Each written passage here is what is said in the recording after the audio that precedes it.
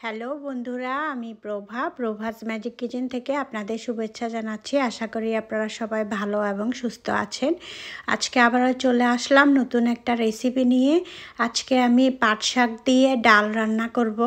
এই রেসিপিটা খুবই সহজ, খুব মজার। তাহলে শুরু করা যাক। এখানে দেখতে পাচ্ছেন এটা আমাদের বাগানের পাট শাক। আমি তুলে নিয়ে এসে পাতাগুলোকে একটা একটা করে ছিঁড়ে নিয়েছি। সো এটাকে আমি আর কাটবো না, এমনি এটা একটু পিছলা হয়।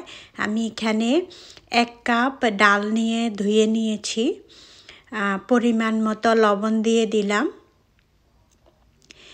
1 চায়ের চামচের মতো। আর এখানে আমি হলুদ দিয়ে দিলাম আধা চায়ের চামচ।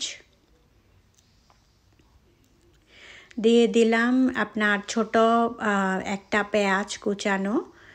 তো আমি এখানে কোনো তেল ব্যবহার করব না এখন। আজকে আমি পুরো ডালটা তেল ছাড়া রান্না করার চেষ্টা করব। পরে একটু ফোড়ন দিব শুধু তেল দিয়ে। তো আমি এখন এই পরিমাণ উপকরণ দিয়েই আমি ডালটা ধোয়ার পরে যে পানিটা ছিল এই পানি দিয়েই আমি আস্তে আস্তে করে ডালটাকে কষিয়ে নিব। সো একবার পানিটা টানার পরে আমি আর একটু পরিমাণ মতো পানি দিয়ে দিলাম, এক চামচ বা 2 চামচের মতো, যেন নিচে পুড়ে না যায়। মিডিয়াম জালে আমি প্রায় 4-5 মিনিটের মতো ডালটাকে খুব ভালো করে কষাবো, যেন কাঁচা গন্ধ না থাকে। এভাবে যদি ভালো করে ডালটাকে কষানো যায়, এই ডালের খুব সুন্দর একটা ফ্লেভার আসে। সো এখানে আমার ডালটা কষানো হয়ে গেছে। এখন আমি পরিমাণ মতো পানি দিয়ে দিব।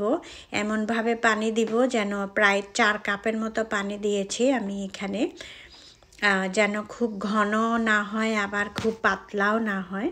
সো পানিটা দেওয়ার পরে আমি চুলার জালটা বাড়িয়ে দিয়ে ডালটা পানিটা ফুটার জন্য অপেক্ষা করব।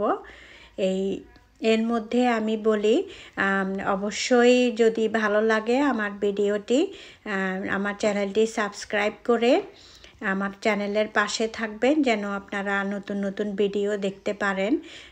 এইভাবে ডালটাকে ফুটে ওঠার পরে আমি খুন্তি দিয়ে ভালো করে একটু নাড়াচাড়া করে দিয়েছি। তো ডালটা পানি দেওয়ার পরে ফুটার 4-5 মিনিটের মধ্যেই আমি শাকগুলোকে ডালের মধ্যে দিয়ে দিলাম। দেওয়ার পরে আমি আস্তে করে একটু নাড়াচাড়া করে ডালের সাথে শাকগুলোকে মিশিয়ে দিব। খুব বেশি নাড়াচাড়া করা লাগবে না, এমনি এটা একটু পিছলা হয়। খুব বেশি নাড়াচাড়া করলে পিছলাটা আরও বেশি হয়। সো আমি এখন শাকটা দিয়ে ফুটার জন্য অপেক্ষা করব। এর মধ্যে আমি একটা ফ্রাই প্যানের মধ্যে 3 টেবিল চামচের মতো তেল দিয়ে দিয়েছি। তেলটা গরম হওয়ার পরে 3টা শুকনা মরিচ আর রসুন কুচি দিয়ে দিয়েছি, 6 থেকে 7 কোয়া রসুন। এটাকে আমি আস্তে আস্তে ভেজে নিব। দেখুন খুব সুন্দর একটা রং চলে আসছে।